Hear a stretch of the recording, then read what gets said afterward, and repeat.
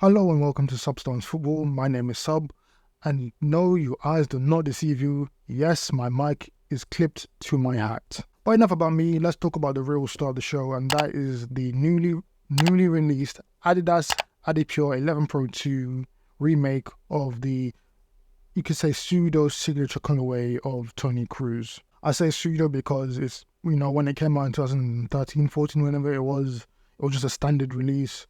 But because Kroos has worn it so long, he is pretty much his boot now. So I'm just going to give you an overall kind of performance review of these boots, and I'm going to keep it nice and short. So I've already talked about these boots in a previous video, but I'm going to give you a brief review again about like the tech, if you want to call it tech, of the boots. So design-wise, the boots are made from the kind of classical kind of two-piece upper, you want to say. So it's made from Taurus leather or calf leather. Taurus sounds a bit more fancy. You have your floating tongue, as you were, and you have these kind of like sneaker style laces, which you don't tend to see with performance football boots.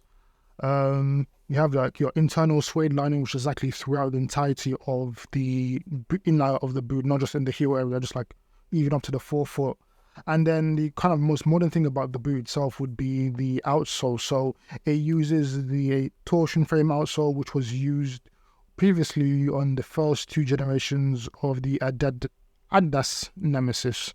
Now, starting off with comfort and fit. In terms of comfort, it's probably the boot's strongest point. So, like I mentioned before, you have the suede lining throughout the boot and the very soft calf leather. That in combination makes you a very kind of plush kind of ride when you're playing in these boots. Like, they're pretty much very, like, almost like you're wearing Ugg boots or slippers, or you know what I mean? They're just very comfortable. And even when brand new, the leather is still like very buttery soft, and even soft enough even more while you do playing them. And it makes me wonder why, like, I think this should probably be maybe it has to do with the materials or what, but like I've never experienced a boot where this suede lining is throughout the boot. I think this should be like a standard procedure for kind of like touch boots in the future. Now, in terms of fit, I'm wearing a 9.5 UK, and I would recommend going true to size. I know with leather boots they do tend to stretch a bit, but like a 9.5 UK was perfect for my feet.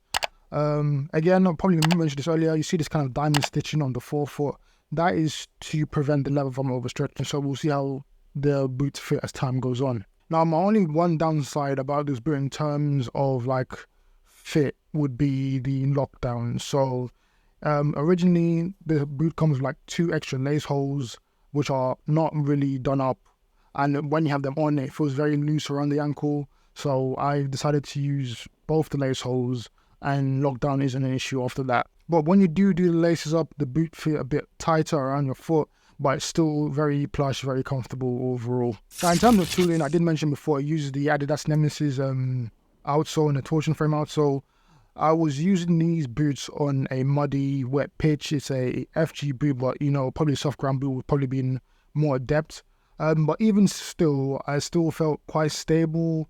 In terms of aggressive traction, you're not going to get that. The boots do a very good job of keeping stable. You feel very mobile, and maneuverability isn't an issue in these boots. So the outsole, yeah, it does a good job in my opinion for the type of boot that it is. It's not the most responsive outsole in the world, mind you, but like, I wouldn't say it does anything badly. It doesn't do anything too great either. Now, when it comes to feel for the ball, you're going to get a very, traditional feeling football boot. The calf leather is very soft, the boot is well plush and padded, and you get a very cushioned touch on the ball. It's very, I would say, the best word to say is distractionless. It's pretty much a very organic playing experience when you're wearing these boots. So kicking, passing is very no nonsense, just kind of like, you don't feel like any interference with any other aspects of the ball or when you're playing. It's just very you and the boot and the ball. So like, you can kind of see why Toni Kroos might like it.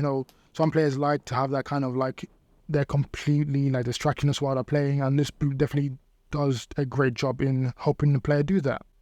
But in terms of performance and feel for the ball, that's as far as the boot goes. The boot is very, I'd say, it's very safe. It's very, I don't want to say bog standard, but it's a bit meh. Yeah, it's not bad, it's not great either, it's just like in the middle. So that being said, I'm not much of a leatherhead. Touch boots aren't too much of a category of boot I usually tend to go for. The Tiempo line, it feels a lot different to the Tiempo line. The Tiempo 4 especially as well which came out around the same time as this. It feels very, very different to that, but like it's still a very kind of like, you know what? The best way to it's like a more modern, even though it's still quite old, a modern Copa Mundial. So yeah, if that's your thing and maybe you're looking to get a more like up to date or more modern looking version of that, this is your kind of go to without going all the way up to the Copa Pure. Yeah, that's it in terms of performance. The boot's very, I'd say it's like, and there's nothing wrong with this car. It's like the Ford Focus of football boots. It's nothing too extravagant. It's nothing too bad either. It's very safe. It's very reliable, and it's definitely a boot that I probably will wear again and again in the future.